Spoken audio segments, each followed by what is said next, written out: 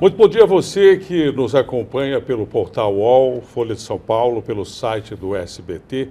Nós estamos iniciando mais uma sabatina com um candidato, no caso uma candidata a presidente da República, a senadora Marina Silva, da Rede Sustentabilidade. Muito bom dia, obrigado pela presença, senhora. Estão aqui comigo o Diogo Pinheiro, que é o chefe de reportagem do UOL, e o Fernando Canzian, repórter da Folha de São Paulo. E eu vou começar então a nossa sabatina dizendo o seguinte: a senhora não é presidente da República, pretende ser, e eu queria então colocar no seu colo nesse momento um problema que todos nós brasileiros estamos vivendo neste momento. O país sob uma greve de caminhoneiros, começando a faltar alimentos, combustível para locomoção, estradas algumas vezes interditadas, bom, enfim, ônibus nas cidades, uma situação difícil. Tudo porque existe uma reclamação nacional aí contra a alta dos combustíveis. Se a senhora fosse presidente da República hoje, nesse dia, nessa situação, o que a senhora faria? Bem, primeiro a gente tem que reconhecer que há um problema grave que está acontecendo no país. E, obviamente, que um presidente da República tem que ter uma atitude de se antecipar aos problemas. Não é agir quando as coisas já estão praticamente fora de controle. E uma questão que é preciso ter claro é que essa elevação do preço dos combustíveis tem a ver também com a variação do dólar. O dólar aumenta, a Petrobras tem, enfim, o preço do combustível indexado ao dólar, e isso faz com que venha esse aumento do preço do combustível. Agora, a Petrobras tem uma margem, no meu entendimento, para manejar essa situação. Porque se, por um lado, você não pode ter uma atitude dogmática contra o mercado, a lógica do mercado, você também não pode ter uma prática dogmática em relação ao mercado. Ninguém aumenta a tarifa de luz todo dia em função da variação do dólar, correto? O preço do combustível também tem que seguir uma certa lógica. E a Petrobras, em torno de 20% do combustível que ela importa, não é? Isso tudo bem. Tem que seguir essa lógica, mas existe uma parte que é produzida internamente no país e que poderia ser uma margem de manobra para que essa atitude que foi tomada agora por 15 dias pudesse ter sido antecipada. Quer dizer, a senhora então não concorda que a Petrobras seja regida por uma administração realista, que tem uma empresa que tem que dar lucro, tem que dar resultados, mas tem que subsidiar uma parte do combustível que é usado, é isso? Não é necessariamente subsidiar. Ela tem uma margem para poder fazer esse manejo. Não é? O que a gasolina refinada que é importada é em torno de 20% dos derivados do petróleo. Não é? E o petróleo bruto que a Petrobras tem que importar. Agora, aquilo que é produzido aqui, ela tem uma margem. Tanto tem como agora, no meio do olho do furacão, ela tomou essa decisão. Porque ela chega a um cálculo de que o que está parando o abastecimento causará um prejuízo, talvez até maior para ela, Petrobras, do que se ela tivesse tomado essa atitude. Então você tem que ter uma atitude de se antecipar. E, obviamente, que seguindo as regras de mercado, né, você vai ter o câmbio flutuando normalmente. Agora, você não pode aceitar momentos em que essa flutuação sai do controle. E aí você tem mecanismo de intervenção. Tanto é que o Banco Central também os tem. Né? Você segue a lógica de mercado, porque fazendo no olho do furacão com a pressão política, a mensagem que passou externamente é que a Petrobras não está se comportando de acordo com as regras do mercado, e aí vai uma desvalorização das ações da Petrobras na ordem de 11%. Então, o governo tem que se antecipar aos problemas. Né? O problema é que esse governo não tem condição de se antecipar a nada, porque ele vive o tempo todo, digamos assim, na berlinda. Na berlinda da falta de credibilidade, na berlinda da falta de popularidade e na berlinda da falta de compromisso com a sociedade brasileira. Agora, candidata, essa flutuação do preço do petróleo, ela tem a ver com o mercado internacional. O preço do barril aumentou de 25, 30 dólares aí há 18 meses para quase 80 dólares o barril agora. Tem a ver também com essa flutuação do dólar que a senhora colocou. Agora, isso é uma coisa que veio para ficar, e a Petrobras, aparentemente, né, o Banco Central está intervindo no dólar, o petróleo está subindo porque a economia internacional está reagindo, ou seja, a Petrobras, ela está tomando uma medida emergencial agora, inclusive por 10 dias, que não é sustentável para as contas da empresa. Quer dizer, isso está fazendo com que haja uma perda de 350 milhões para a Petrobras. Quer dizer, a pergunta que eu faço ao dizer que o governo não se antecipou, que o governo poderia ter tomado alguma medida, a senhora também não está colocando uma coisa que a senhora poderia, seria difícil de fazer num momento como esse? Bem, o Banco Central, as autoridades econômicas, elas têm a informação bem antes que nós. Então, é para isso que elas estão lá, para poder ver tendência de mercado. Né? O dólar subindo em função da valorização do dólar nos Estados Unidos e a preferência pelo, digamos assim, locus seguro, que é os Estados Unidos, em relação às economias emergentes, como é o caso do Brasil, iria levar a essa situação. Agora, é claro, existem medidas estruturais.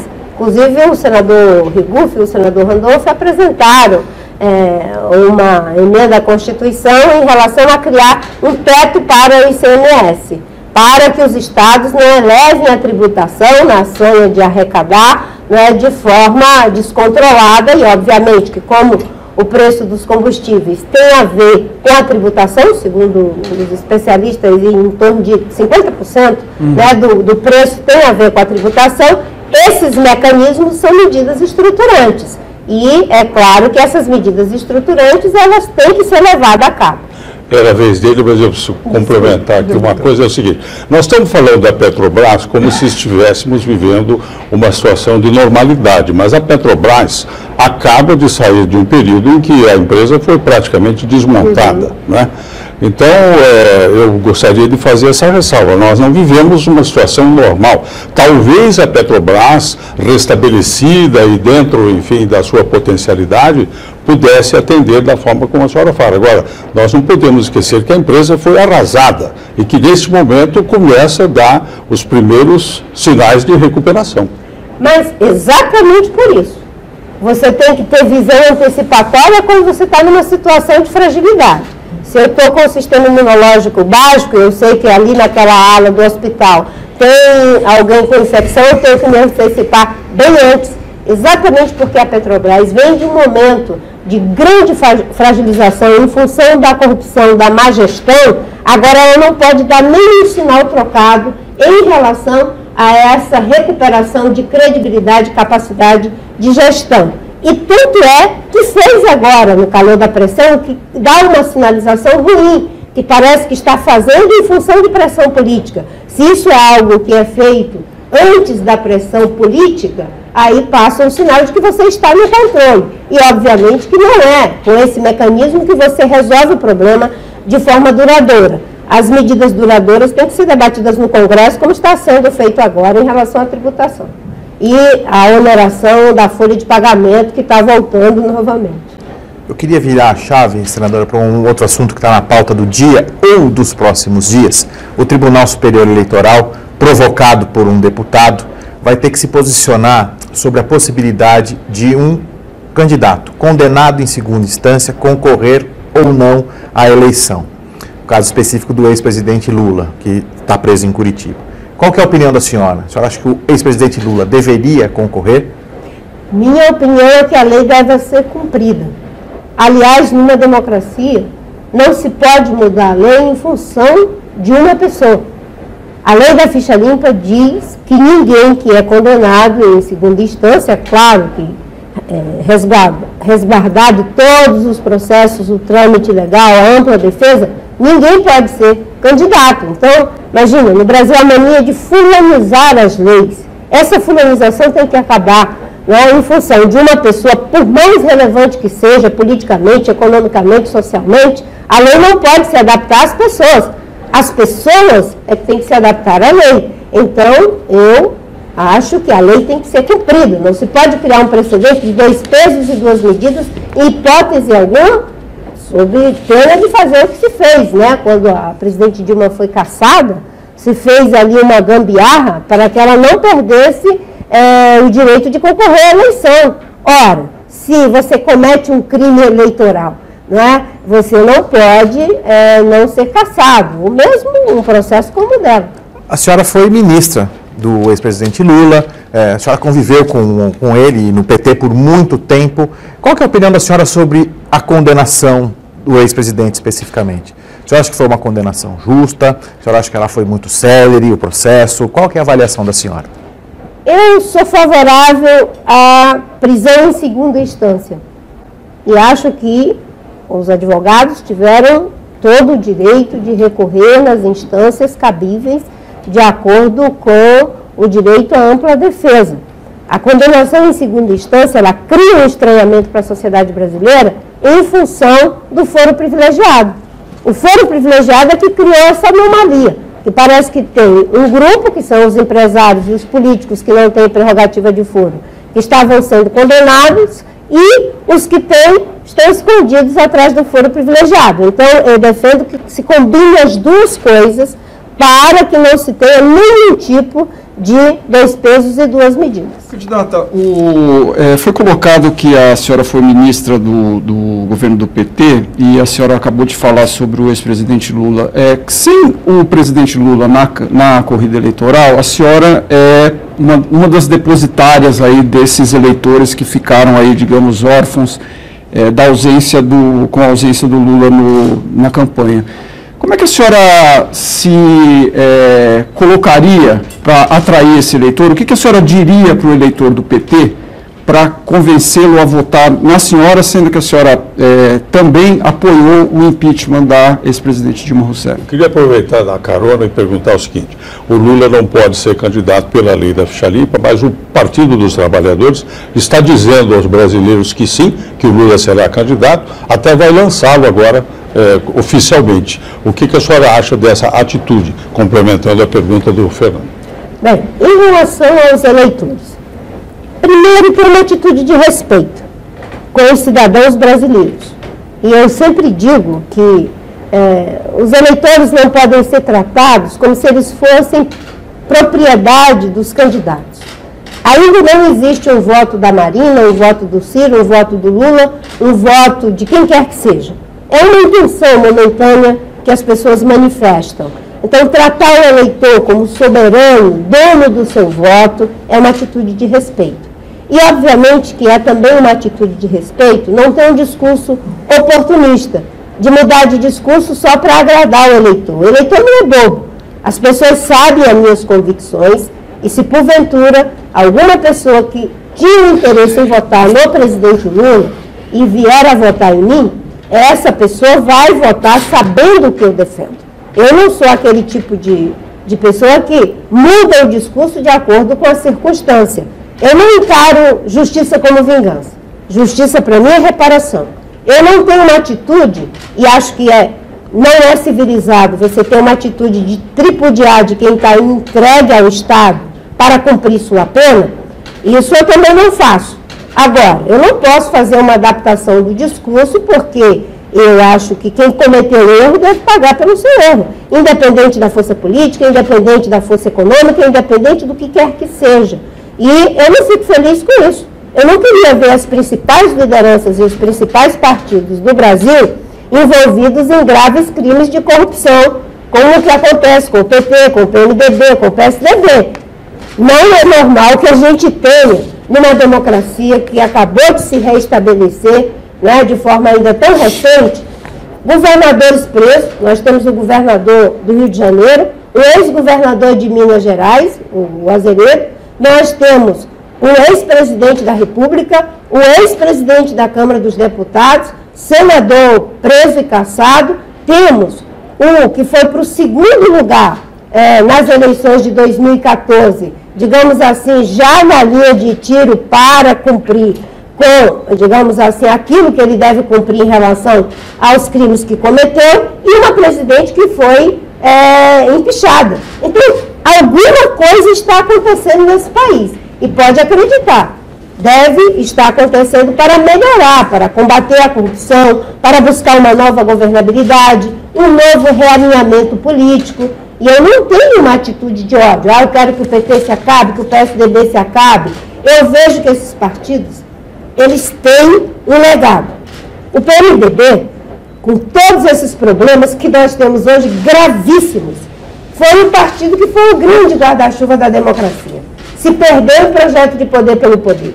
O PSDB foi um partido que, saindo daquele PSDB que já estava se deteriorando, para ser o partido que deu a grande contribuição do Plano Real. O Partido dos Trabalhadores fez uma inovação política, vindo para a cena política, inclusive dando cidadania política a segmentos que nunca participariam da política, e da contribuição do plano de combate à pobreza. Mas o fato do PT querer legitimar a candidatura do Lula, que eu perguntei para a senhora. Então, concluindo esse meu raciocínio para responder o que você me colocou. Então, eu tenho uma atitude de reconhecer legados, e coisas boas a gente preserva, e coisas ruins a gente repara e pune, que tem que ser punido, e começa as coisas novas.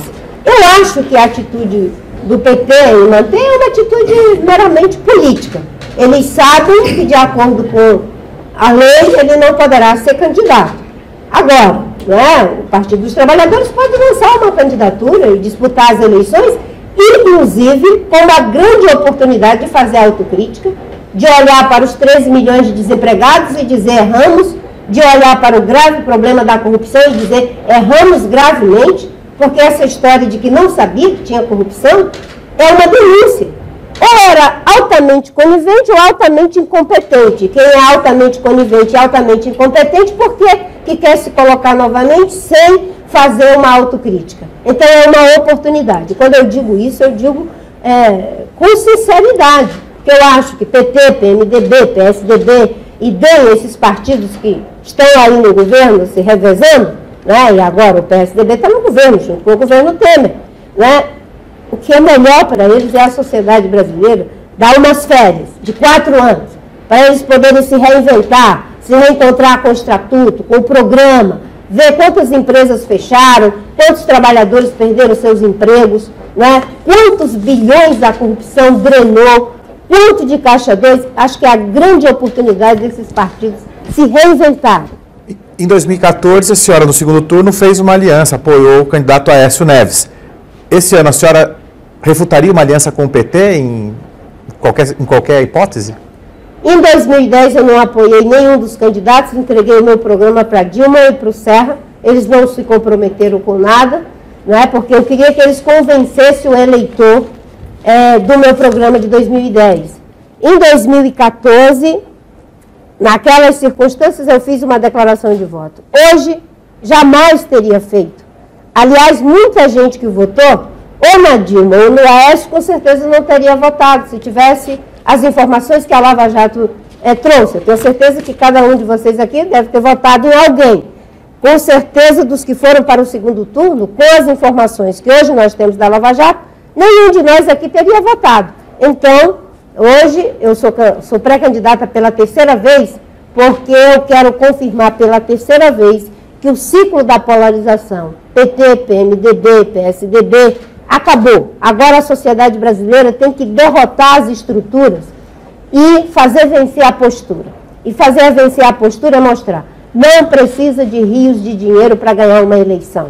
Não precisa mentir para ganhar uma eleição. Não precisa ganhar a eleição fazendo uma película cinematográfica para iludir os brasileiros. Você pode ganhar uma eleição no debate, no diálogo com a sociedade, sem ficar destruindo a biografia de ninguém. Pode ter certeza. Eu entrei pela 3ª vez, literalmente para oferecer outra face. Eu não vou ficar destruindo o Ciro Gomes, mentindo do Ciro Gomes, de quem quer que seja. Eu acho que a forma como se ganha determina a forma como a gente governa. Se ganhar roubando, vai governar roubando. Se ganhar mentindo, vai governar mentindo. Então, eu quero ganhar da forma certa. Então a gente pode concluir que a senhora não aceitaria um apoio do PT, é isso? Os eleitores do PT têm todo o meu respeito, mas a minha candidatura é uma candidatura independente. É uma candidatura independente e essa independência vem sendo construída desde 2010. E é preferível assim. É melhor ter alguém independente que diz o que pensa, que tem uma relação de respeito, que sabe que nem todos do PT são pessoas que se envolveram com corrupção, nem todos do PSDB, nem todos do PMDB. certo? Essa é a atitude de respeito. Até porque, para governar, eu vou governar com os melhores. E eu digo isso. E os melhores não são só os dos partidos, não. É do empresariado, dos trabalhadores, dos movimentos sociais, da academia, não é? Eu estou dizendo isso desde 2010. Por isso que eu me sinto muito à vontade, porque eu acho que o Brasil precisa de um novo ciclo. Um ciclo em que se quebre a lógica da oposição pela oposição. Na oposição cega você só vê defeitos, mesmo quando existem acertos que são evidentes. E na situação cega, você só vê qualidades, mesmo quando existem defeitos que são inaceitáveis. Eu quero inaugurar um presidencialismo de proposição, onde você vota nas propostas, onde você compõe o governo com base nas propostas, onde você cria a maioria no Congresso a partir do programa. É isso que acontece nas democracias evoluídas. Candidata, esse discurso que a senhora acaba de fazer é um discurso muito bonito e muito idealista, né? Tem muita gente que, inclusive, batiza a senhora, diz que a senhora é uma candidata sonhática, né? Isso foi eu mesmo que me intitulei em função desse discurso, né? No entanto, se a gente olhar para o partido da senhora Rede, a Rede nos últimos anos, desde a eleição de 2014, ela encolheu. Inclusive perdeu um deputado combativo, né, o Alessandro Molon, do Rio de Janeiro, etc. É um partido que está chegando a essa eleição menor do que entrou em 2014, saiu da eleição de 2014. A pergunta que eu faço é o seguinte: presidencialismo de proposição. Agora, como é que a senhora vai governar sem os grandes partidos do Brasil e sem as figuras que estão no Congresso e que hoje coordenam a política brasileira? Quer dizer, eu imagino que o Fernando Henrique Cardoso, quando tinha o Renan Calheiros como ministro da Justiça, não é porque estava muito satisfeito com as prerrogativas jurídicas que ele tinha. Quer dizer, as pessoas precisam negociar. E a senhora tem esse discurso de proposição. Uhum. Como é que a senhora negociaria tendo MDB, DEM e o PSDB, por exemplo, como os partidos que devem sair grandes nessa eleição? Vamos por partes. Primeiro, que eu não negociaria. Não negociaria princípios. Quando você baixa a guarda, aí você abriu a porteira para entrar todo tipo de oportunismo, que é o que aconteceu no velho presidencialismo de coalizão. O presidente Fernando Henrique governou, tinha uma liderança forte, foi possível esse presidencialismo de coalizão funcionar. O presidente Lula, a mesma coisa. A presidente Dilma, que não tinha liderança própria, e o Michel Temer, que tem 3% de nada, porque está dentro da margem de erro, também não conseguem governar. Então, a primeira coisa é não negociar princípio. Qual é o princípio? Não posso ter uma base que vota nas propostas que são justas para a sociedade brasileira, comprando o voto dessas pessoas. Isso é inadmissível numa democracia, numa república, tem que ter uma atitude republicana em relação ao Congresso, né? Existem grandes partidos no tamanho, mas eu não vou olhar para o tamanho dos partidos. Eu vou olhar para o tamanho do senador, para o tamanho do deputado, e vou buscar aqueles que estão no banco de reserva. Tem muita gente boa no banco de reserva.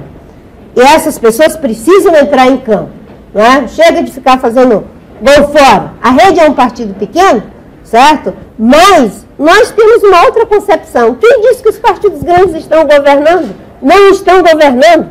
A Dilma tinha mais de 300 deputados, foi cassado. O Temer tem equivalente à mesma coisa, não consegue governar. Não é a lógica do partido pelo partido, é a lógica de ter um grupo de parlamentares que se orientam por princípio. Isso não significa adesão cega, é criar uma lógica de compromisso com a sociedade. E o partido não vai dar nome para o governo, não é para o governo, vai dar nome para ele próprio.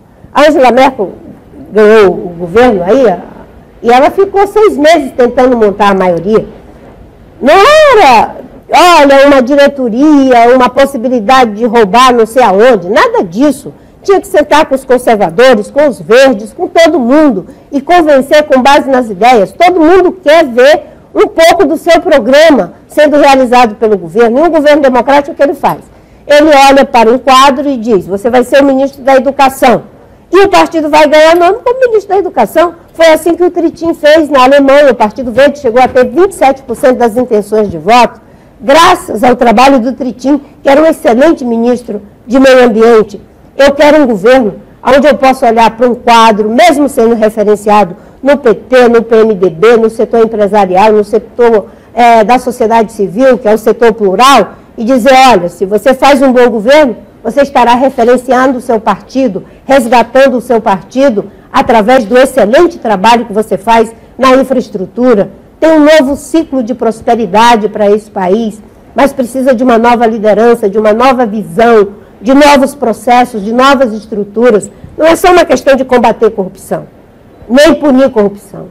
É como prevenir e, sobretudo, como criar uma cultura de gestão republicana. Não é? Eu insisto nessa ideia de refundar a República. Essa senhora esteve no Congresso, conhece o Congresso melhor do que eu. O Centrão, dá para fazer isso, por exemplo, com os deputados do Centrão? Dá para fazer isso com o baixo clero do Congresso? Quer dizer, parece uma coisa assim, a senhora está dizendo que vai trazer todo mundo para esse presidencialismo por oposição, mas a senhora precisa de maioria para aprovar 3/5 para mudar a Constituição. Sim. O problema é que os que têm essa maioria, com centrão, confusão, esculhambação, não estão governando e não estão trazendo essas maiorias. Estavam tudo que nem barata tonta ontem lá no Congresso, nessa crise grave de abastecimento. Essa forma não funciona. Tem que acreditar que a gente pode compor uma nova maioria. E você veja, depois de uma crise como essa, tem muita gente que vai vir para ajudar, tem muita gente que vai vir, inclusive, para se limpar, se livrar do legado ruim, e tem muita gente que não precisa nem chegar perto mesmo, tem que ficar longe. Mas tem gente boa em todos os partidos, e a gente está aprendendo, É por isso que eu acho que a nossa alternativa é a melhor. Sabe por quê? Porque não tem ódio, não quer se perpetuar no poder, sabe? Eu não vou entrar no poder para dizer meu projeto é de 20 anos. Meu projeto é de 4 anos. Vou fazer o que é de melhor durante 4 anos. E depois vou passar o bastão para quem o povo eleger. A democracia pressupõe alternância de poder. Quisera eu que tivéssemos boas lideranças, bons partidos, que eu posso até dizer, eu fico preocupada em relação à agenda de educação, de meio ambiente, mas eu sei que tem alguém que, mesmo se ganhar, vai respeitar processos, vai manter e institucionalizar conquistas. No Brasil, a gente não institucionaliza as conquistas. A gente fulaniza conquistas. As conquistas são partidarizadas, são fulanizadas. Isso é um atraso. Nas democracias evoluídas, o que são conquistas se transforma em direitos. Aqui se transforma em bandeira dos partidos e das pessoas. Vamos acabar com isso. Senadora, eu queria trazer aqui uma declaração dada recentemente pelo economista Eduardo Janete da Fonseca, que é um conselheiro da senhora, trabalhou junto com a senhora na campanha 2014. Em entrevista dele ao Estado de São Paulo, ele diz o seguinte, que para ser candidata ao Executivo, que a senhora precisava ter propostas mais claras, mesmo que elas não agradem, e que ele não vê na senhora uma definição clara como postulante ao cargo. Como é que a senhora reage a uma crítica de um aliado ao Fogo Amigo? Não é Fogo Amigo. O Janete é um economista, é um filósofo, é meu amigo e está me ajudando a coordenar a parte econômica do meu programa de governo. Você concorda com ele? Ele disse Falta isso, clareza nas suas propostas? Bem atrás, lá no... Foi em março. Isso, bem atrás. Né? E ele dizia uma outra coisa também, a Marina tem que decidir se ela quer continuar como uma liderança. Olha, era um elogio de altíssimo quilate, nem sei se eu mereço. Como Mandela, como Luther King, como Madre Teresa de Calcutá, ou se ela quer entrar na política dura. Olha que elogio. E eu dizia, Janete, eu acho que a gente tem que rezar, não que seja eu, porque seria pretensioso, para que a gente tenha, pelo menos, mais seguidores de Mandela, de Luther King, de Madre Teresa de Calcutá na política. Porque a política é serviço. As duas coisas podem ser compatibilizadas. E eu encaro a política como serviço. Né? Eu estou há 33 anos na política, né? E encarando como serviço. E, obviamente, que eu sou uma pessoa que me realizo também fazendo outras coisas. Eu gosto de ser professora, eu gosto de ser mãe de família, eu gosto da luta ambiental, mas eu sei que o Brasil precisa de um novo ciclo, de um realinhamento político, de acabar com a cultura do ódio. Tem muita gente mobilizando as pessoas para ser contra alguma coisa. Vamos nos mobilizar para ser a favor do Brasil. Depois de uma grande catástrofe, a gente tem a chance de ser um pouco mais humilde e de reconhecer que nós dependemos uns dos outros para poder sobreviver. Desculpa. Bom, vamos então partir para a real, como você cobrou aí, né? O que a senhora faria no governo.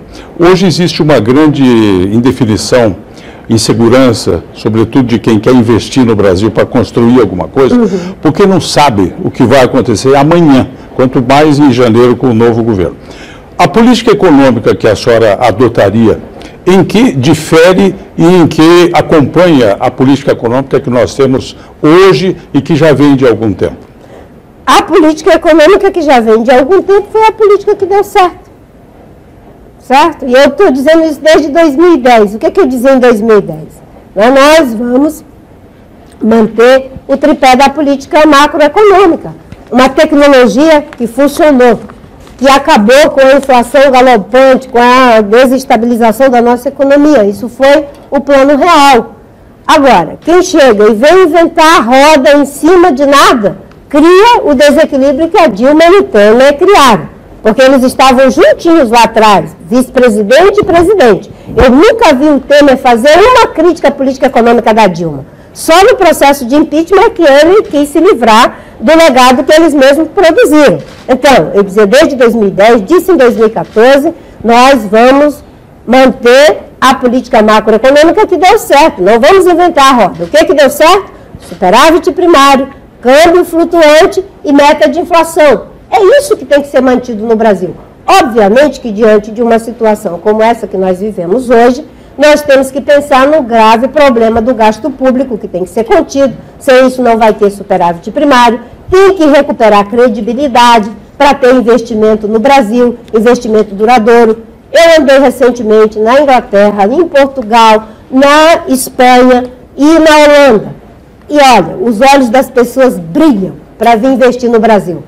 Desde que não fiquem sujeitos a ver o nome da sua empresa misturado com corrupção dentro da Lava Jato. Desde que tenha segurança política de que, ao vir investir no Brasil, ele não vai ter que se deparar com a situação constrangedora de alguém pedindo não sei quantos % para poder aprovar um projeto. Isso é recuperar credibilidade. Tem um grande capital que pode ser investido no Brasil, de alguém que pensa estrategicamente, que vai integrar o país ao debate que precisa ser feito, da sustentabilidade, da integração do Brasil às cadeias produtivas globais. Nós ficamos para trás e estamos ficando para trás porque não tem visão estratégica para posicionar o Brasil no lugar que ele merece. Eu acho que a senhora tira um pouco do sono dos empresários do agronegócio, né, com a sua atuação ambiental. De jeito nenhum. Deixa eu só completar. E as críticas que se fazem à ocupação do solo e tudo mais. Depois de muita conversa, muito debate, estabeleceu-se um novo Código Florestal brasileiro. A senhora ficou contente com o resultado a que se chegou ou a senhora acha que esse é um ponto a ser reabordado? Primeiro, o agronegócio não tem que ficar preocupado comigo. Tem que ficar preocupado com quem não o ajuda a fazer o dever de casa e logo, logo nós poderemos perder posição no mercado internacional em função da falta do dever de casa. O agronegócio moderno, que está integrado às cadeias produtivas globais, eles sabem do que eu estou falando. Eu tive na Inglaterra com a Unilever. A Unilever disse que até 2030 não vai comprar um produto que não esteja certificado. Eu tive no Rabobank na Holanda. Né? Até 2030 também não vão mais fazer qualquer tipo de empréstimo da sua carteira de crédito para quem não estiver de acordo com as regras dos Objetivos do Desenvolvimento Sustentável. E estive na Philips, na Holanda também, a mesma coisa. As pessoas que estão integradas sabem o que está acontecendo no mundo. E a melhor pessoa para fazer isso sou eu. Sabe por quê? Porque quando nós combatemos o desmatamento, isso foi muito bom para o agronegócio brasileiro. Tanto é que hoje ninguém diz, todo mundo diz, essa Marina que está aí, não sei o quê, bababá. Depois que o desmatamento caiu, que foi bom para todo mundo diz, nós fizemos o desmatamento cair. E você vê que a coisa é boa quando passa a ser de todo mundo, né? Aquele que deu o pontapé inicial desaparece. E nesse caso, todo mundo reivindica que foi graças a eles que caiu o desmatamento.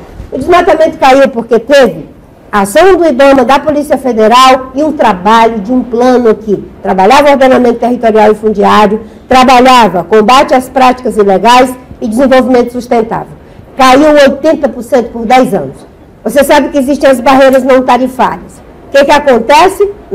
Não querem deixar os nossos produtos entrar no mercado europeu e dizem, não, mas é por causa do desmatamento, está destruindo a Amazônia. Sabe o que eu fazia? Eu ia para as mesas de negociação e mostrava, o Brasil cresce a 3, 4% ao ano, o desmatamento cai vertiginosamente. Não tem discurso. Hoje é assim? Hoje, o Brasil em recessão de 3 anos, crescendo 1% agora, o desmatamento subiu de 2012 para cá em torno de 37%, o que é uma vergonha. O Código Florestal foi aprovado, eu discordava de vários aspectos, inclusive no aspecto de pegar a terra grilada e legalizar, porque isso é pegar a terra do povo brasileiro, aí um esperto vai lá e ocupa a terra e faz uma medida provisória para regularizar. Você tem um pedaço de terra para regularizar? Eu tenho, você tem? Não, porque a gente cumpre a lei. Agora, os espertos que vão lá fazer grilagem, faz uma medida provisória para eles se tornarem o dono da terra. Isso eu era contra.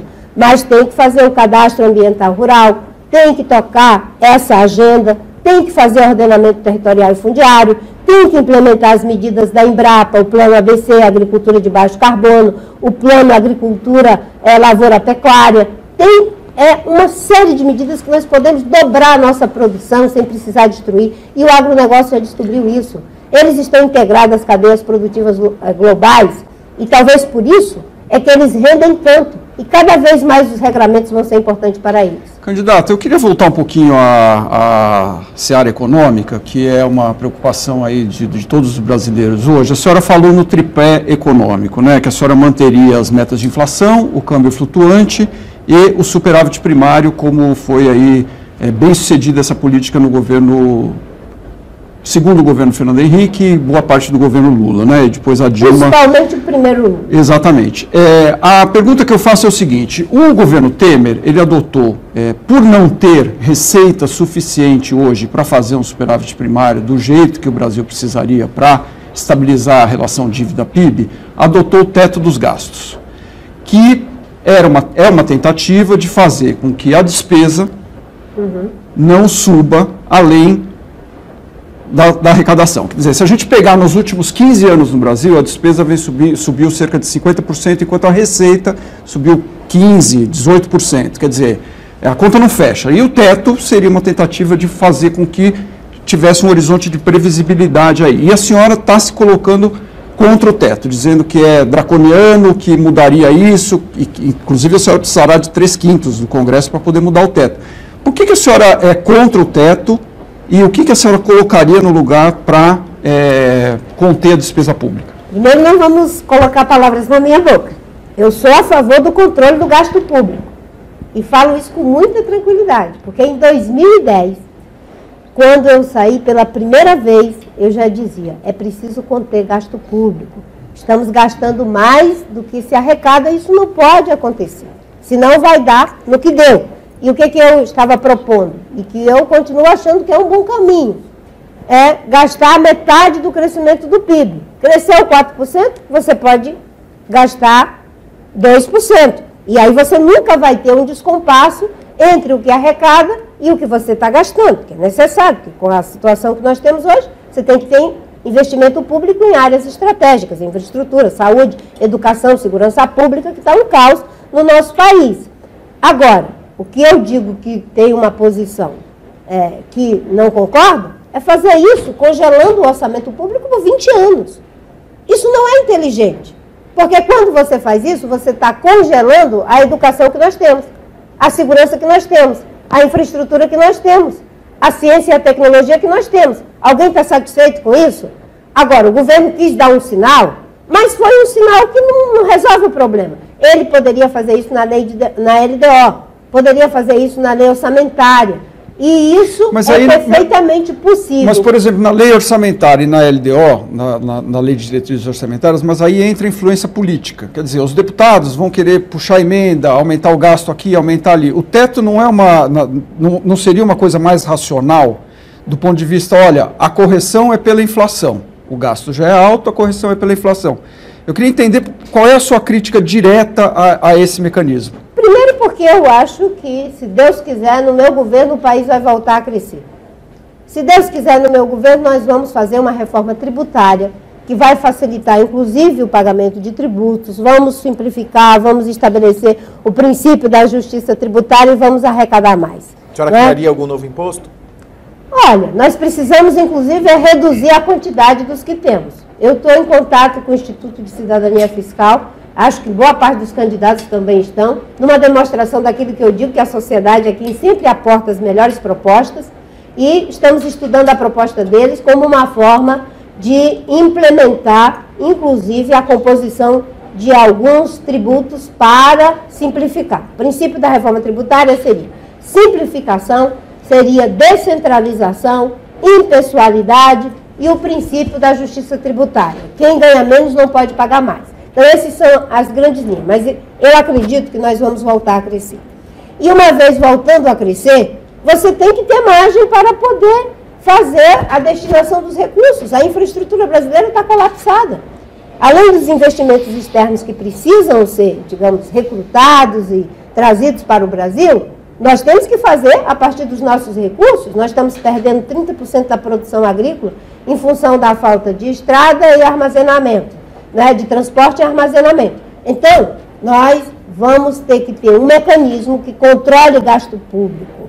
E é engraçado, né? As pessoas dizem assim, é errado ter dinheiro vinculado, engessar o orçamento para a saúde, para a educação, né? Aquelas verbas que são obrigatórias. E aí a gente cria outros mecanismos de engessamento, só que agora não é só para uns, é para tudo. Então, você controlar através da LDO, através da lei orçamentária, é a forma correta, o que a gente tem que ter a responsabilidade. Não pode gastar mais do que o que se arrecada. E tem que avaliar o desempenho desse gasto, a qualidade desse gasto, combater a corrupção. O Barusco devolve 100 milhões no piscar de olhos. Imagina a diferença que isso faz para os prefeitos que eu encontrei agora, que estão colapsados lá nos seus estados, sem conseguir atender a população na área de saúde. Imagina a diferença que isso faz em relação ao drama das mulheres que não têm uma creche para deixar o seu filho para poder ir trabalhar. Esse é o debate que precisa ser feito. Né? Quando eu digo que não podemos engessar, não é para ser perdulário. Não, é para que a gente tenha a responsabilidade de que não é uma lei que está me obrigando a ser responsável. Eu sou responsável porque, tecnicamente, gerencialmente, eu sei o que eu estou fazendo. Eu ouvi, mas eu preciso confirmar com a senhora para saber se é verdade, que quando a senhora era pequena e morava lá no sertão do Acre, a sua família dispunha de alguns cães para fazer a defesa ali da propriedade e de uma espingarda que ficava pendurada na parede. É verdade isso? Olha, todo seringueiro, naquela época, dispunha de alguma arma de fogo, né? Até porque os seringueiros eram todos soldados da borracha que vieram, a maioria, né, para o esforço de guerra no Brasil, que era a forma deles ser. Mas a espingarda não se explicava por isso. Era uma espécie de ferramenta. Né? Agora, isso não pode ser usado para querer liberar geral arma para as pessoas. Isso é uma loucura. Eu já sabia que era isso que eu ia perguntar. Isso é uma insanidade. Né? Porque a obrigação de reprimir o crime, de combater o crime organizado, o tráfico de drogas, a violência, é uma responsabilidade do Estado. As democracias evoluíram, o Estado se constituiu, não é, como um mecanismo de mediar a força entre pessoas e grupos. Agora, dizer que vamos resolver distribuindo arma para a população, nós vamos criar uma guerra civil. Mas o Estado não está cumprindo essa função. Mas não vai ser o cidadão que vai fazer justiça com as próprias mãos. Não é? Pelo amor de Deus. Nós estamos em pleno século XXI, aperfeiçoando a nossa democracia, não é? E só uma visão que não entende o que acontece dentro das casas, dentro das comunidades pobres. Você imagina, não é, boa parte da violência que acontece quando tem uma arma dentro da casa, aquilo que às vezes era só uma voz mais alterada, um pai jogando um chinelo em alguém, vira uma loucura. Isso não é possível. Não se pode acreditar que se vai fazer justiça com as próprias mãos. Quem tem que fazer é isso, o Estado. Um Plano Nacional de Segurança Pública, trabalhando a valorização dos policiais, na sua formação continuada, num salário justo e na valorização simbólica. Integração dos trabalhos das polícias, com inteligência para a abordagem. Essa abordagem que é feita, né, para aqui, para acolá, isso aí enxugando gelo. Quando nós combatemos desmatamento, sabe o que era? Era trabalho de inteligência. A Operação Curupira levou 22 meses, mas foi uma abordagem eficaz. Quando ela aconteceu, 480 policiais desceram no Mato Grosso, o desmatamento caiu mais de 80% a partir dali. Então, é inteligência. E, obviamente, que usando tecnologia, a questão da segurança não é só polícia, é também justiça social, igualdade de oportunidade, melhoria de vida das pessoas. Então, e a responsabilidade do governo federal. Governo Fernando Henrique, governo Lula, governo Dilma, todos eles fugiram do problema da segurança, deixaram os estados entregues à própria sorte. E o Temer só entrou agora porque realmente é o caos. Até porque parece até que estrategicamente a intervenção no Rio de Janeiro fez um socorro para ele, porque ele não ia poder aprovar mesmo a PEC da Previdência, e aí, né, ele parece até que agradeceu essa possibilidade. O candidato Ciro Gomes esteve aqui na sabatina e ele defendeu uma posição polêmica, dizendo que não tem déficit na Previdência Social no regime privado, pelo seguinte, porque a Previdência já arrecada vários tributos que são colocados para o seriam colocados para o Caixa da Previdência, mas como o governo não tem dinheiro para tudo, acaba pegando esse dinheiro para pagar juro da dívida pública, e ele defendeu um limite para o pagamento de juros da dívida pública. A pergunta que eu faço é: a senhora acha que tem déficit na Previdência? Como combatê-lo? E a senhora estabeleceria algum tipo de limite para pagamento de juro da dívida pública? Bem, a redução dos juros que tivemos já ajuda bastante a dívida pública, porque quando você tem juros elevados, claro que a dívida vai, né, para a estratosfera. Então, se a gente fizer aí uma conta de quanto já evitamos de ir para a estratosfera, isso aí ter uma política, né, de controle de juros é bom, inclusive, para o investimento. Não é? Mas isso se faz pelos próprios mecanismos que existem, estão à disposição do Banco Central. Nada disso pode ser feito de forma artificial. Não é? E funciona. Não é? Quando tem juros altos, as pessoas, em vez de investir, vão querer especular com o dinheiro. Então, é saudável uma política em que a inflação está controlada, os juros estão controlados para poder ter investimento. E, obviamente, que a dívida pública também agradece em relação a isso, a déficit da Previdência. Né? Todos os especialistas com os quais, né, eu estou interagindo já de muito tempo, né, reconhecem o problema do déficit da Previdência. E isso impacta, sim, muito nas contas públicas. O problema é uma reforma da Previdência draconiana, como o Temer tentou fazer. Né? Você dizer que uma pessoa, para se aposentar, vai ter que passar 49 anos, né, para poder receber a aposentadoria integral, 25 anos contribuindo para poder se aposentar por tempo de serviço, isso não é razoável. Então, ele, no afã de agradar um lado, o mercado, ele esqueceu de que não se pode conversar só com um lado e cometer injustiça. A senhora, idade mínima e tempo de contribuição, qual seria a sua proposta? Já que isso é uma draconiano, etc. A questão da idade mínima precisa ser debatida. Hoje, né, as pessoas estão vivendo mais, isso é uma realidade. Eu acho que se acrescentou aí, em poucas décadas, em torno de 20 anos a mais de vida, o que é muito bom para todos nós. Então, esse é um debate que precisa ser feito, mas é preciso que seja feito o debate. Não é? Por exemplo, no caso da proposta do governo inicial, que ele comprometeu, ele queria equiparar o trabalhador rural ao... Caiu. Parece que acontece com os candidatos. Com o Ciro foi a mesma coisa. Então... Mas o dele caiu no chão. O dele caiu no chão, né? Eu caí muito menos. Então, equiparar o trabalhador rural ao trabalhador urbano. Isso é uma injustiça. Então, a gente precisa entender que precisa a reforma da Previdência, a reforma tem que ser feita discutindo com a sociedade, com os trabalhadores, e um governo não pode achar, é muito pretensioso, né, que com 3% de popularidade, um governo que não tem legitimidade e credibilidade ia fazer um debate como esse. Só deu para fazer, né, até onde veio, conversando com um lado para tentar se segurar. Na verdade, o Temer, ele padece de uma coisa. Ele não tem uma equipe econômica. A equipe econômica que o tem. São pessoas tecnicamente competentes, mas não pode substituir o governo. O governo é que tem que liderar. E reformas, elas são feitas e devem ser feitas no início do governo. Então, a autonomia do Banco Central, por exemplo, não está nos seus planos? Olha, eu defendia desde 2010, né, que O Banco Central precisa ter a sua independência, mas não precisa institucionalizar, porque na Argentina era institucionalizado. E o Kirchner ganhou e mudou a lei, voltou tudo como era. O que você tem que ter é o compromisso de que não se vai fazer politicagem com o Banco Central. Qual é a função dele? Não é?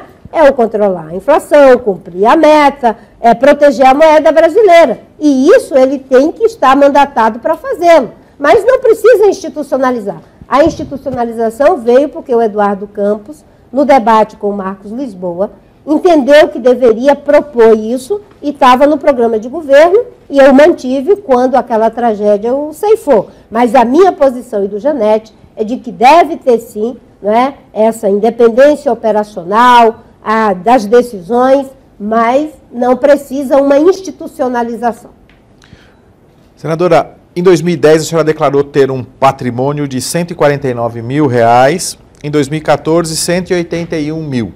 A senhora deixou o Senado em 2010, então eu queria que a senhora dissesse hoje qual é o patrimônio da senhora e como é que a senhora sobrevive, quais são as suas fontes de renda? Olha, esse que foi declarado em 2014 com certeza permanece praticamente a mesma coisa, mas eu não tenho o número exato aqui, como tem essas agências que ficam contando na ponta do lápis, é melhor pegar lá com o meu pessoal exatamente o valor, mas é praticamente a mesma coisa. Eu sobrevivo do meu trabalho, não é?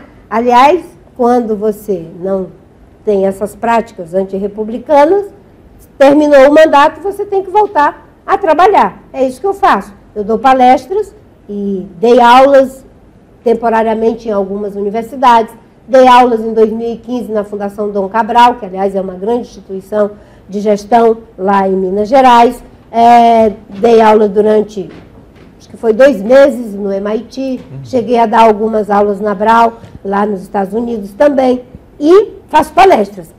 As minhas palestras não tem tabela. As pessoas pagam aquilo que elas acham que podem pagar. E, obviamente, que eu tenho uma tabela que não pode exorbitar. Eu não posso achar que a minha palestra vale R$500 mil. Isso eu jamais aceitaria. Então, é algo que é dentro do inteiramente razoável e tudo declarado no meu imposto de renda. Aí um último número, já que a senhora assistiu a sabatina do Ciro, a gente está perguntando isso para todos os candidatos. Em 2010, a senhora recebeu R$24 milhões em doação. Em 2014, a campanha Marina Eduardo Campos recebeu R$62 milhões em doações de muitas empresas, inclusive citadas na Lava Jato. As contas de campanha de 2014, da campanha da senhora, elas não estão no nome da senhora. A prestação de contas está no nome do Eduardo Campos. Essas contas não foram analisadas até hoje pelo Tribunal Superior Eleitoral. A senhora dorme com a consciência tranquila? A senhora pode garantir que não houve caixa 2 na campanha da senhora? No que se refere ao processo que eu tenho 100% de controle, durmo com a consciência tranquilíssima. Tranquilíssima. O que não podia ser declarado não podia ser recebido. Não tem um centavo de caixa 2 na minha campanha. A primeira parte do Eduardo, em nome do Eduardo. A segunda parte já está em meu nome. E vai ser analisado pelo TSE. E tem uma parte que foi da campanha do Eduardo e que foi glosado para a minha campanha por uma questão contábil. Porque o Eduardo morreu. Então, nós não fomos desconstituir para começar tudo do zero. Mas nas minhas campanhas não tem um dinheiro de caixa 2. E mesmo empresas que estejam citadas na Lava Jato, o que foi doado para mim foi 100% declarado. Absolutamente nada de caixa 2. E quem vai financiar a campanha da senhora esse ano? As regras que foram estabelecidas pela Justiça. Uma parte vem do ínfimo fundo eleitoral que eu vou receber, que é um percentual mínimo em relação à montanha de dinheiro do PT, do PMDB, do PSDB e do DEM. Mas é proporcional à bancada, né? Olha, vamos discutir essa questão da bancada, né? Porque boa parte dessa base de cálculo são esses que ganharam com dinheiro de caixa 2, que estão sendo investigados na Lava Jato. Deveriam ter sido subtraídos da base de cálculo, já que o financiamento público de campanha é para combater a corrupção, né? O caixa 2, como é que você faz esse combate usando como base aqueles que foram eleitos com caixa 2? Agora, no caso, com o fundo eleitoral, uma pequena parte do fundo partidário, que parece que pode ser usado para as eleições, parece não pode ser usado para as eleições, e a doação de pessoa física. Nós vamos ter uma plataforma, inclusive na internet, e vai ser tudo transparente. A senhora pretende pôr dinheiro do próprio bolso? Eu não tenho dinheiro do meu bolso para... A senhora nunca colocou dinheiro do próprio bolso em campanhas? Olha, eu faço a minha contribuição ao partido, mas é uma contribuição proporcional àquilo que eu ganho. Eu não tenho um patrimônio milionário e dizem que quem tem dinheiro pode dar o quanto quiser. Eu não posso dar o meu pão de cada dia. Eu acho que em 2014 foram de 2 milhões de reais que a senhora tirou do próprio bolso e doou para o partido. Eu? Confere? Estou perguntando para a senhora. Não, eu não tinha essa renda toda para dar para o partido. A senhora falou do trabalho, das suas atividades profissionais, e eu aproveito para perguntar sobre a reforma trabalhista, né? A senhora tem uma profissão, né, dá palestra, etc., que não é uma profissão formal, não está no contrato de CLT, e isso tem sido uma tendência aí em várias profissões, né? E a senhora é visceralmente contra essa reforma trabalhista. Eu perguntaria que aspectos a senhora mudaria, e lembrando de novo que precisa de 3/5 do Congresso para mudar. Bem, eu sou professora, dei aula, né? E como professora eu tenho um vínculo com um contrato de trabalho formal. Hoje, em função das circunstâncias de ter me afastado da minha função, pelo fato de ter sido senadora por 16 anos, eu faço outras atividades, essas que eu mencionei, de palestras ou de aula como professora associada da Fundação Dom Cabral, ou professora visitante, que não gera um vínculo de trabalho. Mas você não pode ter uma reforma trabalhista para precarizar as relações de trabalho. A reforma trabalhista é para aperfeiçoar, melhorar o contrato de trabalho de forma a facilitar a vida do empregado e do empregador. Esse é o objetivo de uma reforma trabalhista. E também para atender às exigências da inclusão produtiva que está acontecendo no mundo. E isso também tem que ser pensado. Agora, fazer uma reforma trabalhista assegurando que um trabalhador pode negociar seus direitos em função de uma situação de dificuldade, não acho que é o melhor caminho. Por exemplo, uma hora de almoço, aí ele abre mão para ter só meia hora de almoço. Você acha que isso é razoável?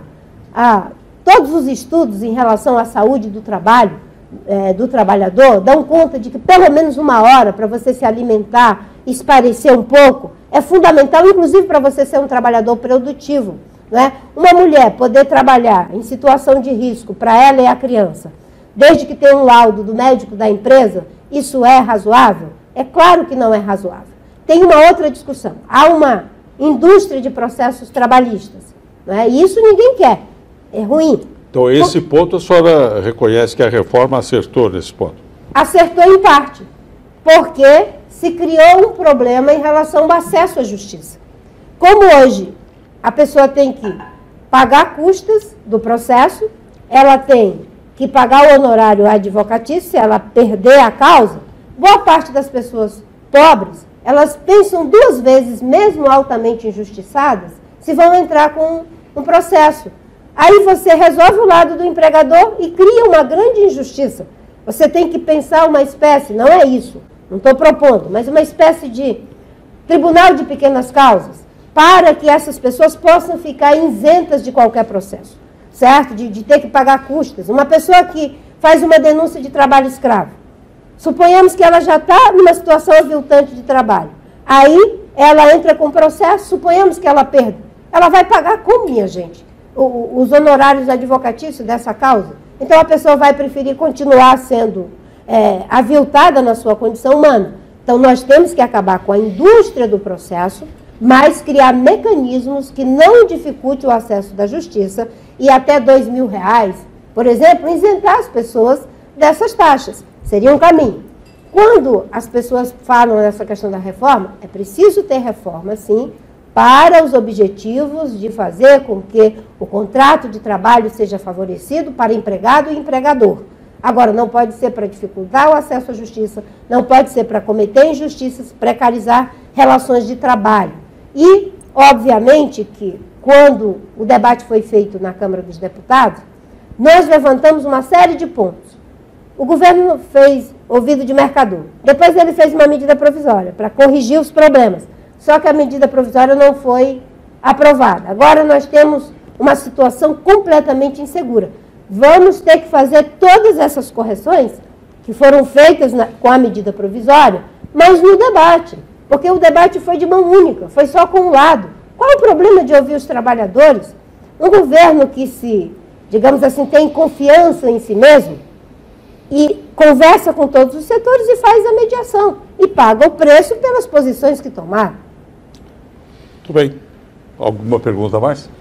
Tinha mais uma pergunta? Senhora, rapidinho, a senhora recebeu uma carta da Associação Nacional LGTBI pedindo que a senhora assumisse alguns compromissos, como casamento entre pessoas do mesmo sexo, herança, mas a senhora não assinou essa carta. Por quê? Não assumiu esses compromissos? Não é uma questão de não assumir compromisso. Eu estou fazendo o programa, estamos na fase de feitura do programa e eu estou recebendo contribuição de todos os setores. E qual é o costume que nós temos desde 2010? Recebe as contribuições, encaminha para a coordenação de programa e você vai fazer uma sistematização. Imagina, um programa de governo não é uma colagem de um conjunto de colaboração. Se o movimento ambientalista chegar para mim com uma série de sugestões, eu vou ter o mesmo procedimento. A única exceção em que eu assinei foi o compromisso com os prefeitos, que é o compromisso de uma agenda, em cima de temas, correto? Mas é diferente. Agora, em relação à agenda LGBT, primeiro temos que ter uma atitude de que não se pode discriminar ninguém. Não pode haver preconceito contra ninguém. Nem pela cor, nem pela orientação sexual, nem pela etnia, nem por nada. Isso não se pode admitir. Em relação à questão do casamento entre pessoas do mesmo sexo, as relações homoafetivas, isso já está assegurado pela lei com uma decisão do Conselho Nacional de Justiça. As pessoas têm livre-arbítrio para tomar suas decisões daquilo que é a esfera pessoal. Obviamente que nós temos que defender a liberdade de religião, porque você não pode dizer, não, tem uma lei, agora o padre, o pastor, o rabino vai ser obrigado a celebrar um casamento que ele acha que não é de acordo com os princípios da fé, porque senão você está ferindo a liberdade religiosa. Mas a união civil, o casamento civil já está assegurado por uma decisão do CNJ. Muito obrigado, senadora Marina Silva, pela sua presença aqui na nossa sabatina. Obrigado ao Fernando e também ao Diogo. Obrigada. E aos aqueles que nos acompanharam. Nossa. Uma hora.